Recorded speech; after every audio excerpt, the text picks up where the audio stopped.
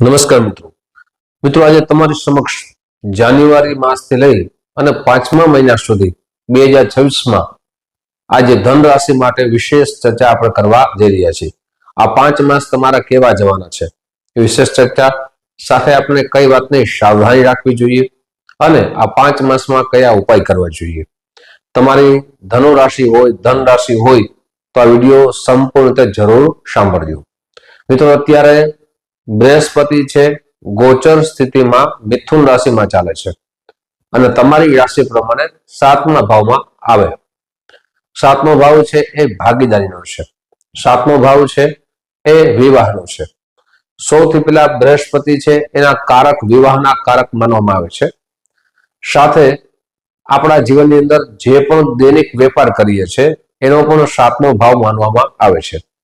તો આ 5 માસની અંદર સુંદર મજાના યોગ નિર્માણ થશે। વિવાહના યોગ નિર્માણ થાય ત્યારે મિત્રો ખાસ કરીને જ્યારે સમય સારો હોય ત્યારે એ કાર્ય કરી લેવું જોઈએ। સમય સારો ના હોય ને કાર્ય કરવા જઈએ તો સફળતા મળતી નથી। ઘણી વખત એવું પણ બને છે કે ઉંમર ચાલી જાય છે અને પછી આપણે આપણા સમય એટલે કે આપણું જેવું પાત્ર શોધવા નીકળીએ એવું પાત્ર મળતું નથી।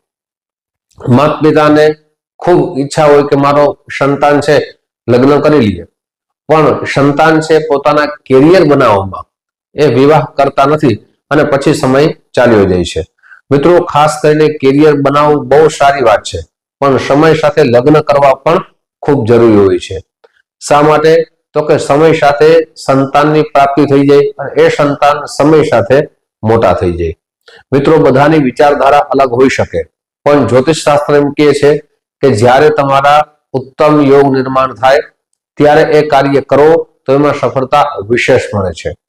તો સૌથી પહેલા તો એમ કહી શકાય કે તમારા 5 માસ જાન્યુઆરી, ફેબ્રુઆરી, માર્ચ, એપ્રિલ અને મે આ 5 માસમાં વિશેષ યોગ નિર્માણ થાય છે, જેમાં 11 માર્ચ થી લઈ અને 31 મે સુધીનો જે સમય છે એ વિવાહ માટે ઉત્તમ યોગ ખાસ કરીને જોવામાં આવે છે।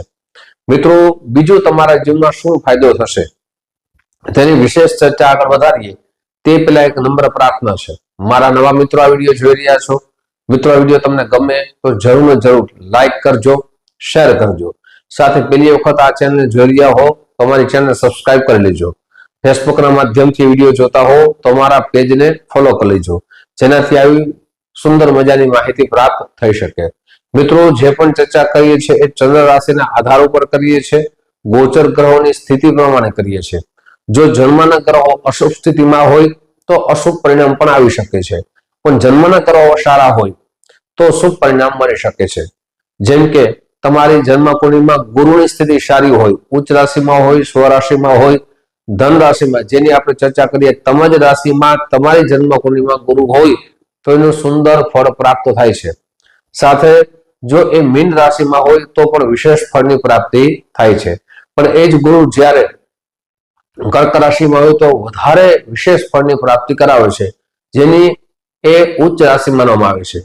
પણ બૃહસ્પતિ રાહુ સાથે હોય, કેતુ સાથે હોય તો અશુભ પરિણામ મળે છે। એટલે જન્મ કુંડળીમાં ગુરુની સ્થિતિ જોવી પણ ખૂબ જરૂરી છે।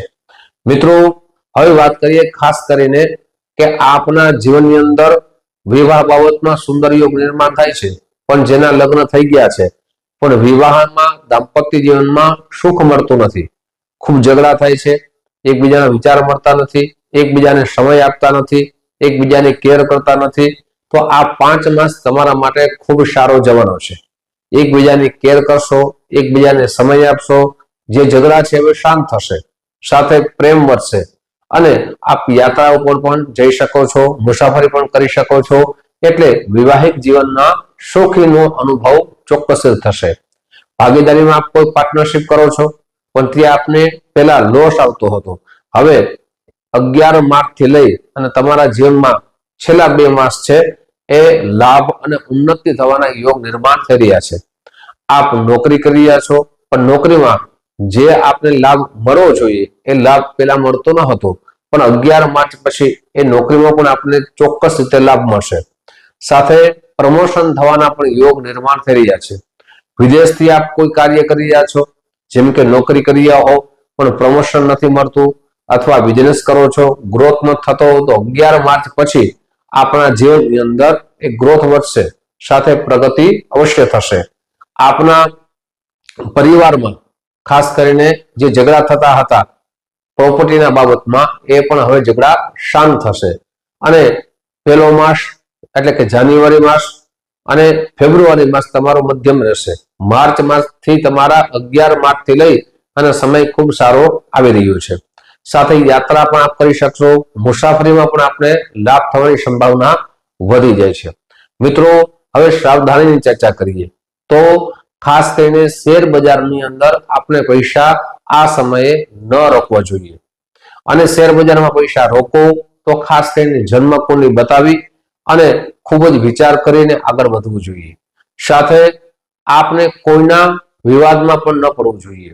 પછી મિત્રો હોય તો ભલે, સગા સંબંધી હોય તો ભલે, તેમાં આપણે વિવાદમાં ન પડવું જોઈએ. વિવાદમાં પડવાથી આપણા જીવનમાં મોટું નુકસાન થવાની સંભાવના વધી જશે. વાણી પર આપણે કંટ્રોલ રાખવો જોઈએ, ક્રોધ ઉપર આપણે કંટ્રોલ રાખવો જોઈએ. મિત્રો, આટલી સાવધાની રાખશો તો આપ નુકસાનથી અવશ્ય બચી જશો. હવે ઉપાય ક્યાં કરવા જોઈએ? તો પ્રતિ દિવસ વિષ્ણુ ભગવાનના ચરણમાં તુલસીના પત્રો ચડાવો, વિષ્ણુ ભગવાનની સામે બેસી અને વિષ્ણુ સહસ્ત્રના પાઠ કરો. ખાસ કરીને પૂર્ણિમાના દિવસે 1000 નામ છે ભગવાનના, તે અવશ્ય લ્યો. અને આપની જન્મકુંડળી બતાવી ગુરુ રત્ન એટલે કે પોખરાજ પંચાંગ કર્મ કરીને ધારણ કરી લો. મિત્રો, આવી જ માહિતી તમારી સમક્ષ મૂકતો રહીશ. આપ જે પ્રેમ આપો છો એ પ્રેમ બદલ આપ સૌનો હૃદયથી ખૂબ ખૂબ આભાર વ્યક્ત કરું છું. ફરીથી મળશું. જય શ્રી કૃષ્ણ. મહાદેવ હર.